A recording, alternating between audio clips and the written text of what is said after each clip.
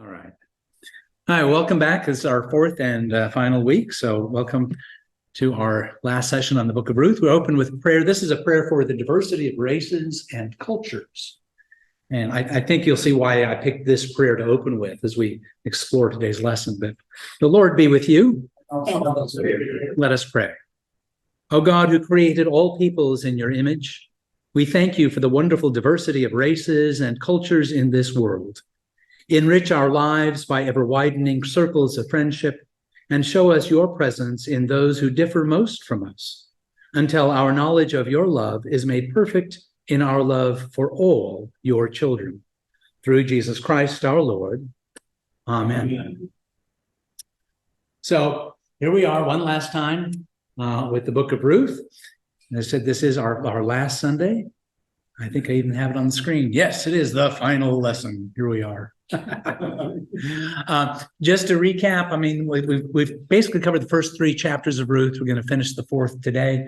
In the first chapters, Ruth and her husband Elimelech leave Judah because of a famine. Their sons get married in Moab to Moabite women. Elimelech dies, the sons die. Ruth heads back because the famine is now ended 10 years later.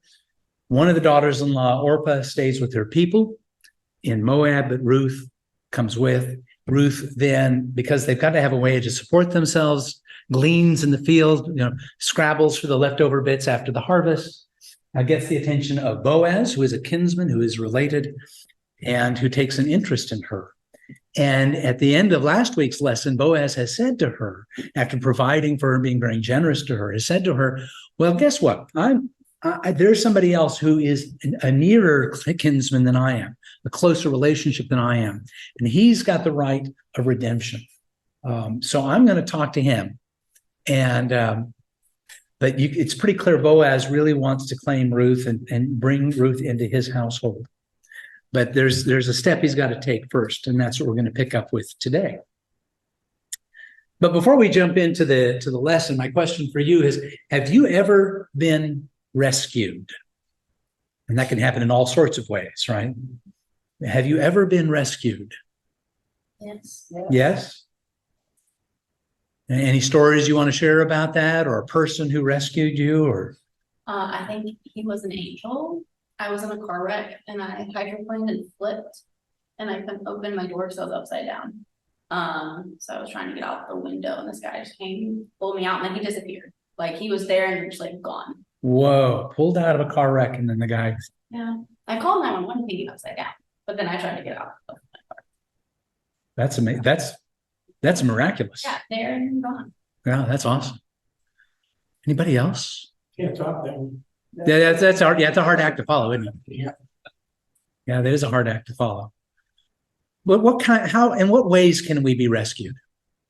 I mean, there is in an instance of physical emergency and you're in fear and danger of your life.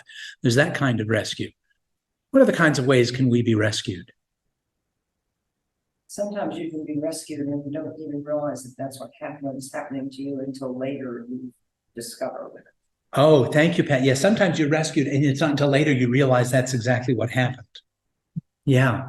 I think sometimes my kids look at some of the things I did at the time, thought that was meddlesome and interfering, and I had no right. But in retrospect, maybe Gary was onto something. So there's those moments too, right? I think of a time when I was going through. This was a little over 30 years ago. I was going through just a really rough patch, and I had a wonderful physician who was very kind and gentle with me, and got me on Prozac. Said, you got a clinical depression, and we're going to treat it like we treat any other medical condition. We're going to treat it. We're going to fix it. We're going to make it right. And he treated me with such grace and tenderness and no judgment whatsoever. He rescued me. So that's one of my rescue stories, at least. So, I think sometimes when I've got ready to do something really stupid, not so smart, and a friend just jumped in and said, wait a minute, think of that, think that over, and rescued me from myself. Yeah, sometimes we need a friend to step in and go, Sanda. Yeah. No. Yeah, exactly. Yeah, we all have that. Well, let's jump into the text. Ruth chapter 4. Now, no sooner had Boaz gone up to the gate and sat down there than the next of kin of whom Boaz had spoken came passing by. So Boaz said, "Come over, friend, sit down here." And he went over and sat down. Then Boaz took 10 men of the elders of the city and said, "Sit down here." So they sat down. He then said to the next of kin, "Naomi, who has come back from the country of Moab, is selling the parcel of land that belonged to our kinsman Elimelech. So I thought I would tell you of it and say, buy it in the presence of those sitting here and in the presence of the elders of my people. If you will redeem it, redeem it. But if you will not, tell me so that I may know. For there is no one prior to you to redeem it, and I come after you." So he said, "I will redeem it." Right? Who's missing in what we've heard about so far in this conversation? There's no mention of Ruth at all. There's no mention of Ruth. About some property. I really don't like this. Yeah, you really don't like. Yeah, I mean, there's no mention of Ruth. It's all about property. All right. Now, let's not judge Boaz too quickly here, because we'll see what he's up Well, to. he's very subtle and smart man. He's very subtle and very smart. But here's the setting. First is they're at the gate. All right. And the gate was the commercial, was the judicial center of the town. In fact, in that area, there would have been a courtyard and benches. So if you needed to have some sort of a public hearing, something with witnesses, there would be a place to sit. So he's very intentional about meeting there. And with whom does he meet? Now, it's interesting that in a book that is so focused on names, the next of kin is never given a name. Some Bible scholars starting in the Middle Ages said, you know what, the better translation of the Hebrew in this passage is not friend or next of kin, but so-and-so. It's a very anonymous. The reason being, this is a fellow, because he's not willing to redeem the property, redeem Naomi, or to assist his family. This is a guy who is not worthy of a name. So he's just not given one. So we're meant to see him as less than he might be otherwise, because he has no name. The other thing to bear in mind here is the elders are community leaders. Let me get rid of this thing there. Can we move that out of the way? Okay, I think that's better. Thank you. The elders are community leaders who serve as witnesses, and you know, why 10 of them? It's a big number. What one for each finger. Or one for each finger? Well, that could be true as well. But the idea here is that what is being assembled here is essentially a court. This is a legal proceeding with it's going to have legal ramifications. It doesn't look like a courtroom in the way that we're used to, but essentially that's what's happening here. This fellow is going to be judged, and they're used to this. The 10 elders are needed, so they go, "Oh, you need me? Good, fine." They sit down. They're gonna participate.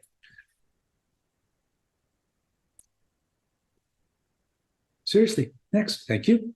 All right. So he said to the next of kin, Naomi, who has come back from the country of Moab, is selling the parcel of land.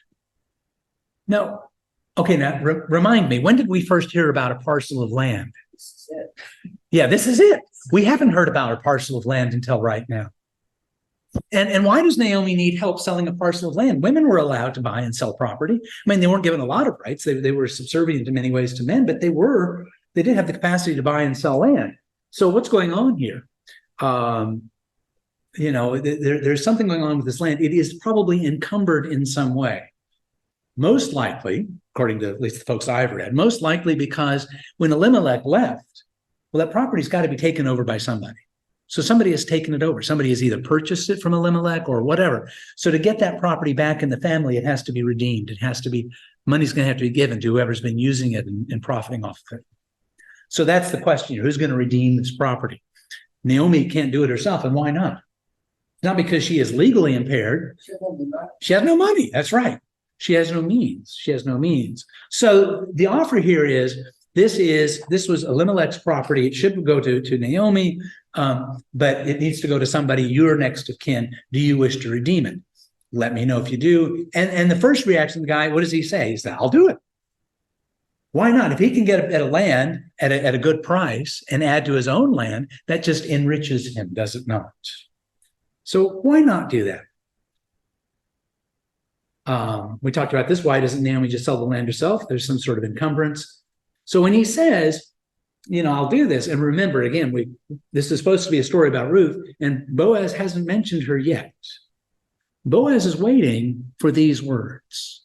I will redeem the property.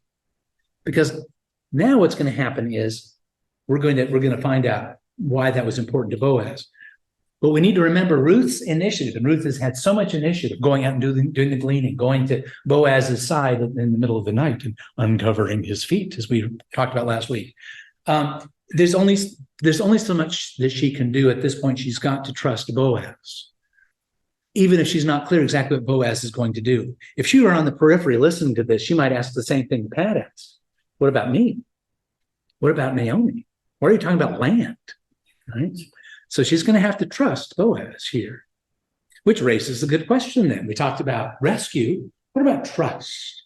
Is there anyone in your life that you trust completely?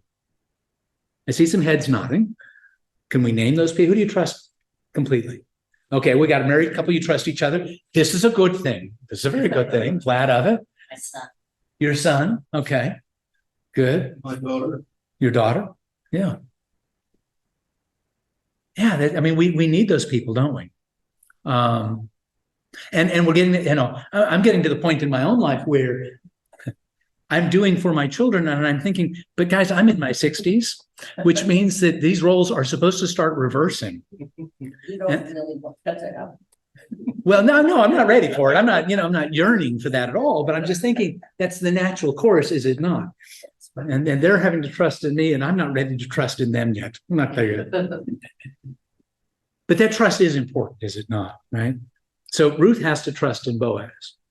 But now let's get back to the story. Now that Boaz has gotten so-and-so to say, yeah, I'll redeem the land. Then Boaz said, by the way, okay, that's the Gary edition. It's not in the Bible. But by the way, the day you acquire the field from the hand of Naomi, you are also acquiring Ruth the Moabite, the widow of the dead man, to maintain the dead man's name on his inheritance.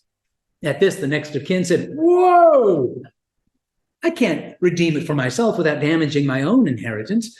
You take my right of redemption yourself. I cannot redeem it. Okay, so finally Ruth shows up. Boaz is going to talk about the land, get the commitment to the land, and then throws the curveball, so that there's no way that so-and-so can come back and say, well, I was tricked into taking on this land, or tricked into taking on responsibility for Ruth. He had clear ability to take on the property. He clearly said in front of witnesses, I will. And then when he realized there might have been a string or a woman attached, then he backed away. So that it will eliminate any future impediment or any future claim that so-and-so, this unnamed next of kin, might raise. And the idea of, let me go back one. And the idea was to maintain the dead man's name on his inheritance. Remember, the property, if it's associated with names, this is important, because what will happen to Naomi and to her kin and to any children that may come along eventually from Ruth is that they need to be able to have a claim to this property to help preserve their ability to live. It's going to give them something to hang on to. If you got property, now you can farm that property, you can graze animals, you can do whatever. So it's real important to keep this property in the family. But the next kin said, I can't redeem it without damaging my own inheritance. Notice Boaz has mentioned the land first, got the guy roped in, and then Ruth second. Take my right of redemption for yourself. I cannot redeem it. What's going on here is, as somebody once wrote, the nearer kinsman may have feared that if Ruth bore him a son, that son would be from the line of Elimelech. That son would then eventually inherit not just the land that was Elimelech's, but part of his own estate as well. Because to get the land, he would have had to pay some of his own money to get that land back. So he'd be getting that chunk of land, or whoever the heir is, if there is one, would get the chunk of land, and this guy would be out whatever he paid for the land. So that's what he means when he would affect his estate, what he's able to pass on to his heirs. So there's, Boaz is playing this very smart to make sure this guy really, really doesn't want to do this. Now, this was the custom in former times in Israel concerning redeeming and exchanging. To confirm a transaction, the one took off a sandal and gave it to the other. This was the manner of attesting in Israel. So when the next of kin said to Boaz, "Ooh, acquire it for yourself," he took off his sandal. Then Boaz said to the elders and all the people, "Today you are witnesses that I have acquired from the hand of Naomi all that belonged to Elimelech and all that belonged to Chilion and Mahlon. I have also acquired Ruth the Moabite, the wife of Mahlon, to be my wife, to maintain the dead man's name on his inheritance, in order that the name of the dead may not be cut off from his kindred and from the gate of his native place. Today you are my witnesses." Now, is there something about all this transaction that some of you may find troubling? Pat, I'm looking at you. Well, he has acquired Ruth, but I don't like the language. I don't like her being associated as a piece of, connected to a piece of property. I don't like that language at all. Yeah. I mean, that's a very very contextual thing to remember. This is the way they thought about it. I mean, but backing up from that a minute, so we'll get to that troubling bit in a minute. This whole idea of taking off a sandal, it is so-and-so that the next of kin is taking off his sandal. When he takes off his sandal and hands it over, that's a visual sign, confirmation that he is handing over his right to redeem the property. So it's got a legal connotation that even in the days when this was written, the narrator has to explain, because they were no longer doing it quite that way. So this is an older practice, right? Yeah, so this word acquired, it can literally mean bought. I mean, there are other more gentle, nuanced ways of translating acquired in the Hebrew, but that is essentially what it meant. Do you think that Moab, who is Moab? That Boaz is interested in Ruth as one would be interested in a piece of property or a prize heifer? What is it? No. So his interest is, even though we're using the word acquired or what is his interest here? He's doing the legal thing that he has to do to make it, acceptable in the public eye, apparently. Okay, so he's doing the legal thing But to accomplish what end? he also liked her. He respected her. He liked her, he respected her, yes. And he probably thought she was pretty gutsy. So I don't think that it is entirely a property transfer here, but the language makes it sound as if it is. But the other piece of this is that because he marries her and there's a connection to Elimelech, we assume that when the first child is a male and is born, it will take the name of either Elimelech or the husband, so that the soul is not lost from the children of Israel. Right, yeah. So what's happening, there's a number of things going on here then, at least a couple of things. So I'm not making it too complicated. One is, I think, as you point out, I think Boaz likes Ruth. He respects her. This is a gutsy woman, and he knows the story, and he feels that compulsion, that need to care for her, to help provide for her. And so he's going to jump through all the legal hoops to do just that. And so that's what he's doing. But he's doing it not just for Ruth's sake, but also for the sake of his kinsman, Elimelech, that his family, that his name will be able to continue on. If Ruth does and never remarries, then Elimelech's line dies out. Right? This will preserve the line. So we're talking about preserving the land and the rights to the land and the property and all that. But what's at stake here really is bigger even than that, bigger than one man's desire to help a woman in need, bigger than just, who gets the piece of property. It's does this name, does this family live on? And so put in the back of your heads for a moment. And why should that matter? Well, as it turns out, it matters rather a great deal. We'll talk about that in just a minute. So he says to them, I've acquired Ruth to be my wife. And here's why: to maintain the dead man's name, et cetera, et cetera. But he's going to take her as her wife. Remember, they're still at the gate of the city. They're still in front of the 10 elders and the others who are gathered around. This is a very public declaration, is it not? Right? Why? So it strikes me that marriage is a contract. I'm not a lawyer, but. Marriage is a contract. It is. Contract, and that Boaz is legitimizing Ruth as, so this is my wife, it's not, this woman to sort of respect and stature in our community, right? She's from a foreign country, just all the ways that he, I think, is, bringing towards established respect and marriage. Okay, for anybody that the mic didn't pick up what Susan was saying, yeah, his actions here legitimize Ruth. Ruth, the Moabite, is now fully brought into Israel, fully brought into legitimacy in society, and that's important. It is important.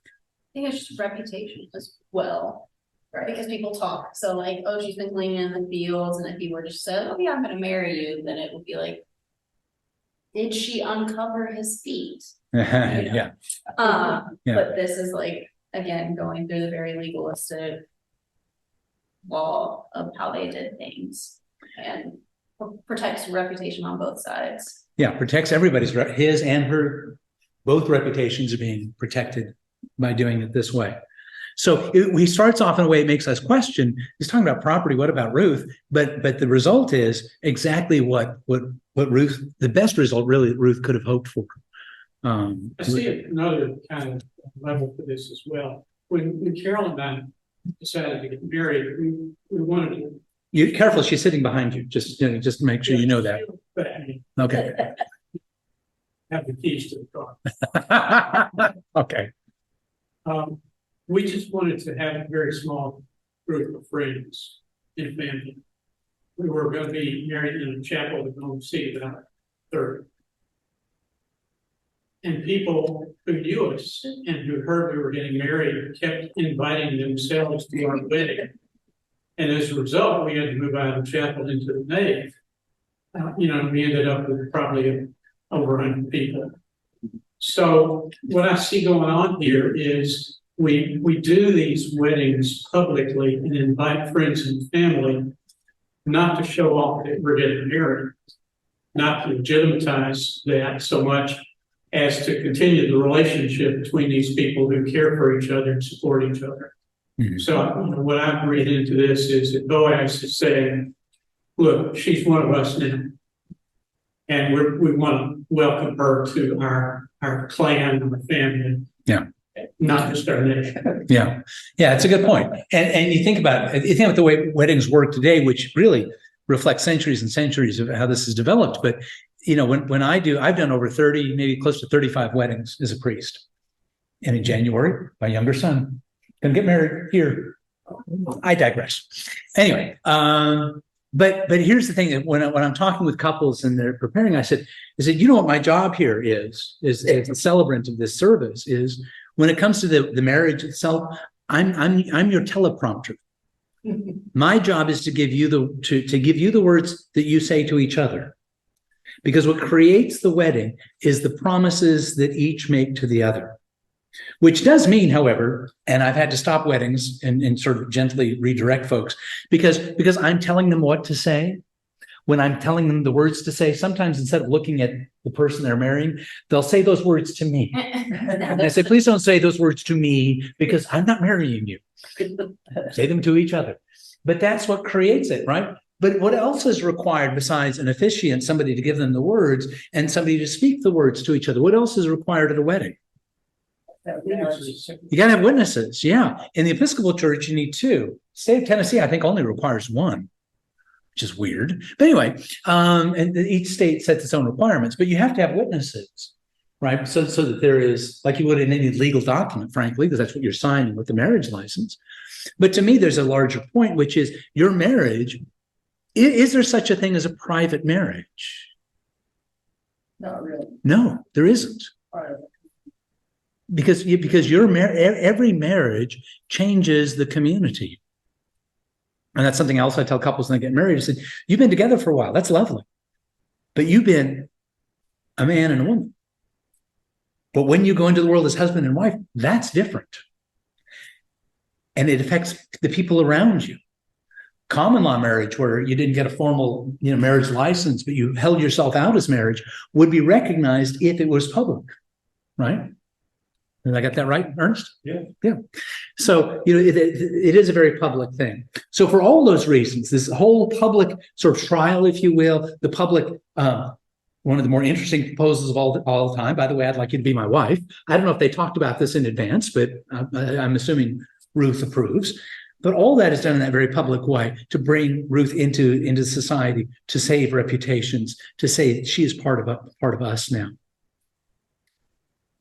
Then all the people who were at the gate along with the elders said, "We are witnesses.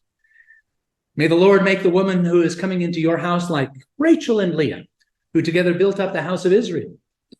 May you produce children in Ephrathah and bestow a name in Bethlehem. And through the children that the Lord will give you by this young woman, may your house be like the house of Perez, whom Tamar bore to Judah." Okay, so, for those of us not steeped in Judaism, this three-part blessing it might be a little unfamiliar. But basically what they're saying is, look, we're going to point to Rachel and Leah. These were Jacob's wives, the mothers of all Israel. So if you get married, we hope you have lots and lots of kids. You're blessed with lots of kids. We're going to talk about kids and that the idea of preserving their name in Bethlehem. Elimelech's the family name, like we talked about earlier. And then we go back to a name in Bethlehem, which at the beginning of Ruth, a name which means house of bread, was an ironic name because we start in a famine. Now they are coming back into a time of plenty. And then the third blessing has to do with Tamar. And if you want to learn more about Tamar, the entirety of Genesis chapter 38 tells all that she did to secure her future. But she is also part of this family line. And so there's these blessings that are offered to Boaz, but in each case, the blessings depend upon women. It isn't, Boaz, we hope you're blessed with good crops, right? Or bountiful cattle. We hope you're blessed by things that come to you only because a woman is now involved. Which is a really wonderful way to think about this story, as a story that takes place in patriarchal times where Naomi and then Ruth are utterly dependent on men in some ways. One of the lessons of the story is, do not underestimate the role or the importance, the value, the blessing of women. So, that's one of the lessons that I take from it. So, Boaz took Ruth, and she became his wife. When they came together, the Lord made her conceive, and she bore a son. Then the women said to Naomi, "Blessed be the Lord who has not left you this day without next of kin, and may his name be renowned in Israel. He shall be to you a restorer of life and a nourisher of your old age. For your daughter-in-law who loves you, who is more to you than 7 sons, has borne him." Then Naomi took the child and laid him in her bosom and became his nurse. The women of the neighborhood gave him a name, saying, "A son has been born to Naomi." They named him Obed, and he became the father of Jesse, the father of David. We'll get back to that in a minute. Okay, so we have in one sentence, Boaz took Ruth, it became his wife. It's sort of like, oh, by the way. Now, you talk about your wedding that was going to be this nice, small, intimate affair until it kind of went from we're getting married to we're getting married. It becomes this big thing. I think this is going to happen to my son.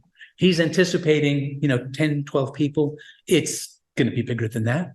He doesn't want it big because he doesn't like crowds. He doesn't like being the focus of attention. But marriage becomes more than that, right? And that must have been true back then as well, right? So this notion of Boaz took Ruth and she became his wife, there's a whole lot more going on there, right? Than just, okay, now you're my wife, let's go home, fix me dinner, right? What is going on, do you think? What else might be happening in terms of what Boaz and Ruth and even Naomi are experiencing in this moment? What are they feeling here? Joy. One would hope joy. Why is Ruth joyful? She's nice and he's a good guy because he treated her well. They're not going to starve anymore. Yeah. And she has found a community. Yeah, so she's joyful because she's got a husband, she's got provision, she's got land that was her husband's is now connected to her. She's got community. She's got all these things to be joyful about. What about Boaz? What's he thinking like here? What's he feeling? You think?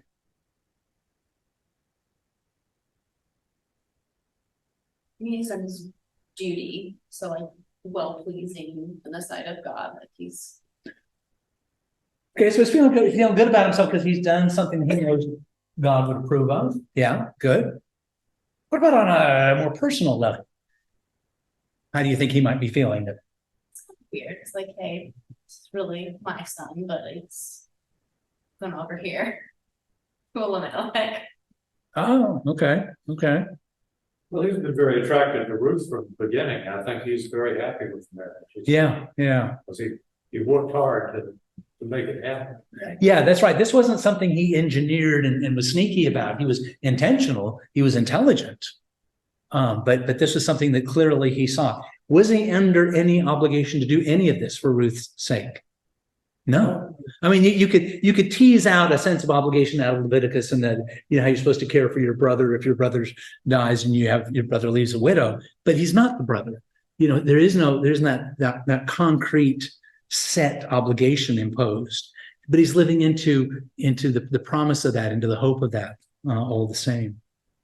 I think too, he's living into his faith. Mm-hmm. It was his faith that, in trying to be a good Israelite, that enabled her not only to glean, which was her right, but he gave her more than that. Yeah. And that extra, I think, comes from a place of faith. Okay, so he's guided by faith. And that ties in with what you were saying, Shelby, as well, does it not? Yeah. Okay. So when they came together, the Lord made her conceive and she bore a son. Okay, it's a book of the Bible, a book that's supposed to be about God, but God doesn't show up much in this story. Shows up now, right? Why now?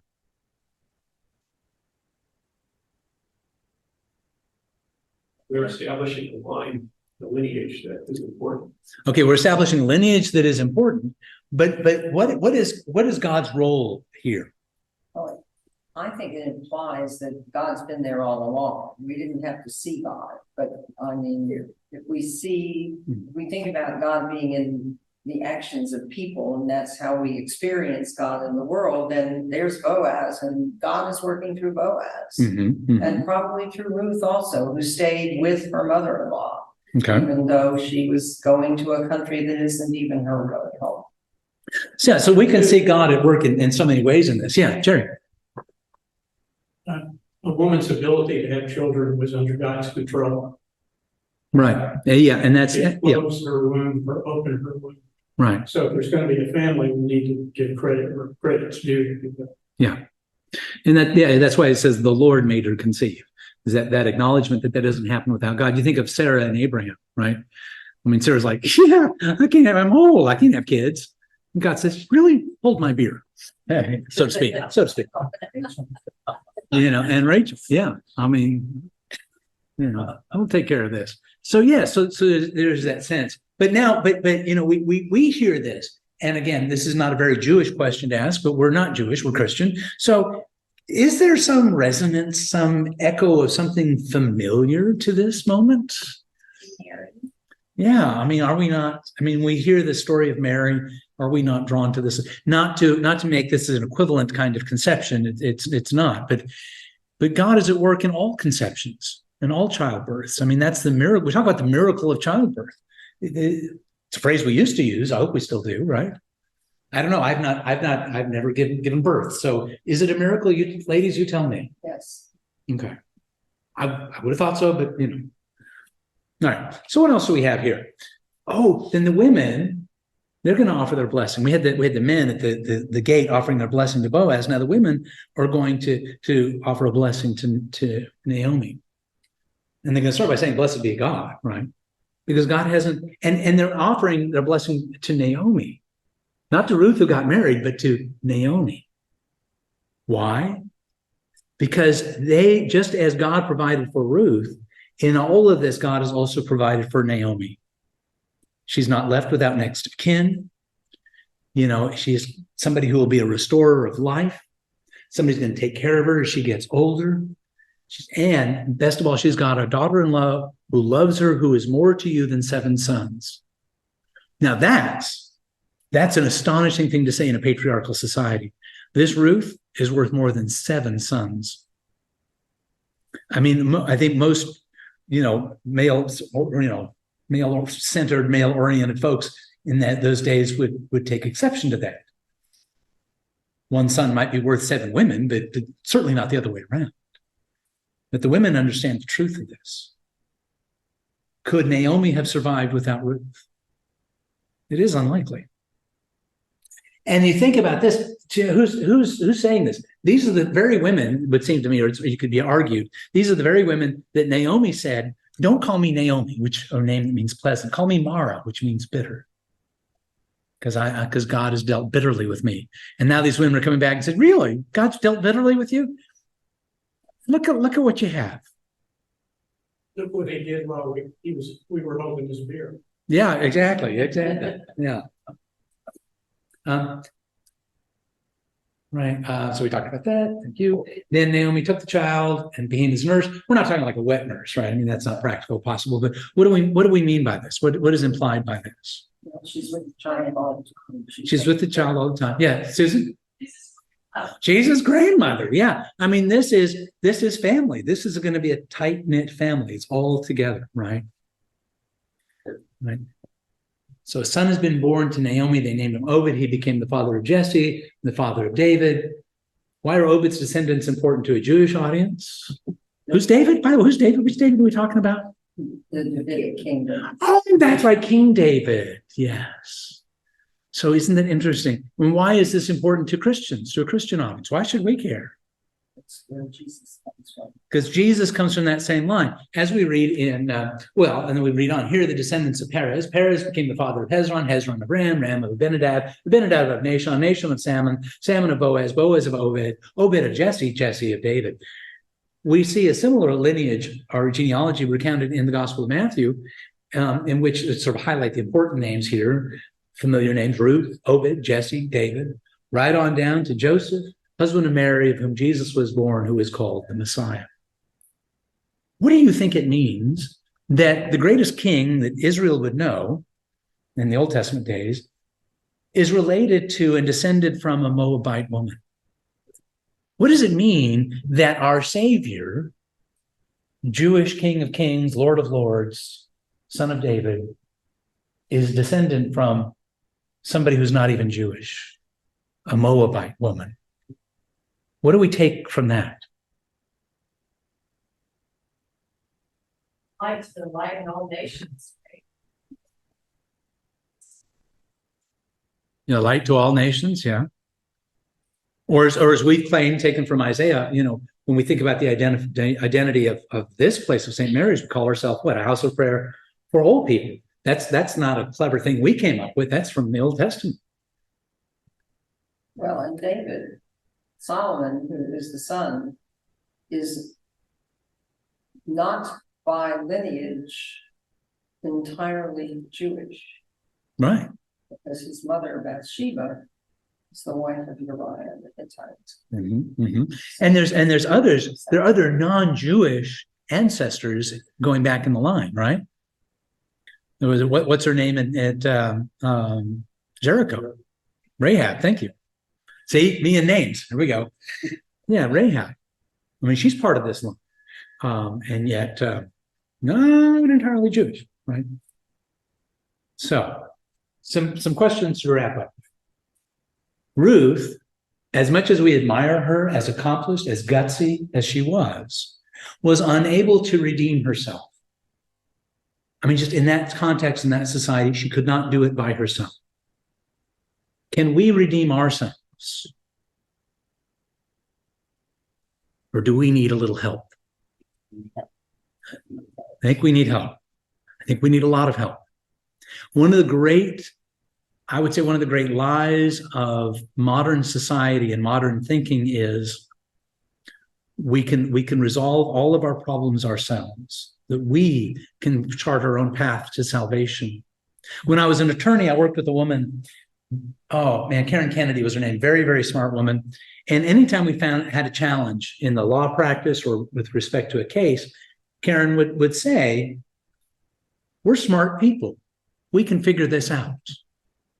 Now, in matters of law, I think she may have been right.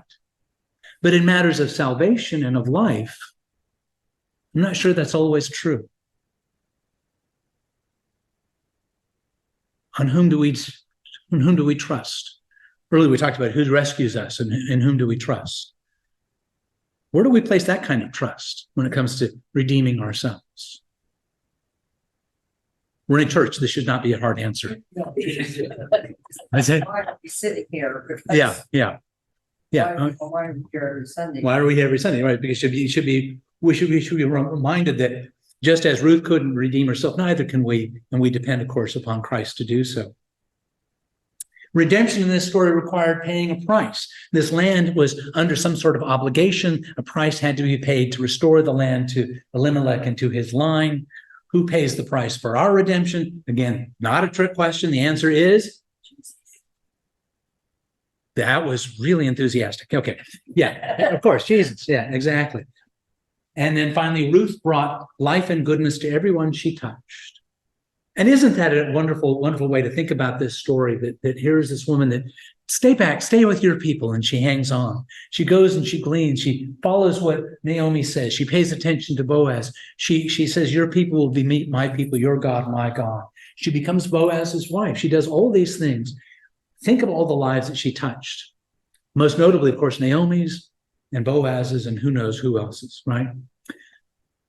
This Moabite woman who's not Jewish, who was a widow, who had nothing to offer, made a huge difference.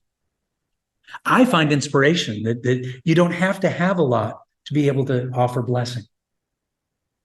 So my question to you is, whom do you bless? What is it you do that brings blessing to other people? Because trust me, everybody sitting in this room is a blessing to somebody or a whole group of somebody's. I know that. But whom do you bless? I know what my intention is. It's to offer a blessing to everybody I come in contact with. Okay. One of my seminary professors said, every interaction is an occasion for blessing or cursing. There are no neutral interactions. The failure to acknowledge someone's existence is the opposite of a blessing, in which he called a curse. Good. I took that seriously. I still take it seriously. I'm not sure I pull it off all the time, but my intention. Yeah, but that's good. That's good. But more specifically, can you think of somebody that you're a blessing to? And we all get very modest when asked that kind of a question, don't we? And humble. I'm not, yes, you are. You are a blessing. And I want you to claim that and celebrate that.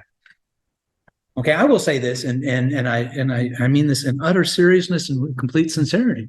I mean, every one of you here, you are a blessing to me. You are a blessing to me because you've welcomed me and you received me and you let me give you a hug and you are a blessing to me. And I am grateful. So if you didn't think you're not a blessing to somebody, you're wrong. You are. And I'm sure there's people out there who feel the power of your blessing far more profoundly even than I do.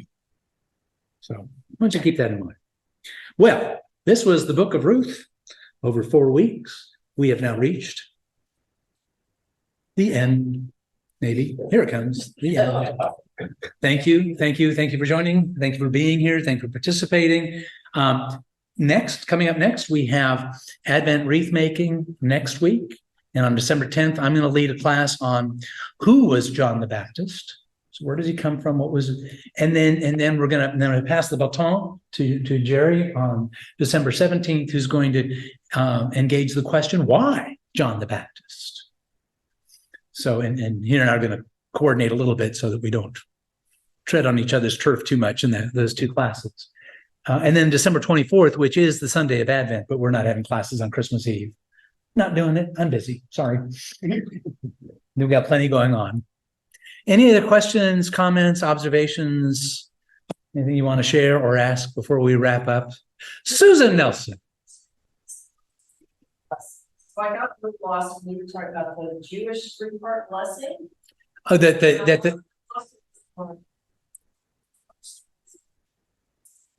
it is. Why is that?